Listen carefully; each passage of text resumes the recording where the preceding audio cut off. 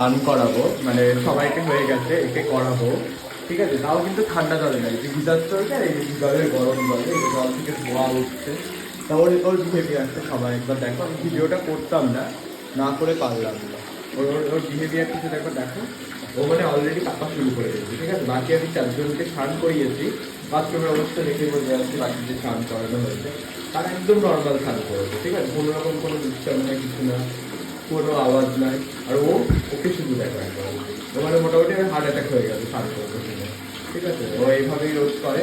আর ওকে মানে গায়ে চরম নোংরা হয়েছে, চরম। আমি ওকে স্নান করাতাম না, কিন্তু ও তো চরম নোংরা হয়েছে, গায়ে পুরো ধুলো চিপ চিপ পড়ে গেছে ওর গা থেকে, ঠিক আছে? তাও কোনোভাবেই স্নান করবে না। এই চল চল স্নান করবি, চল চল চল চল, দেখো একবার, দেখো দেখো জোর করে দিয়ে দেখো, চল চল চল স্নান করবো, চল চল।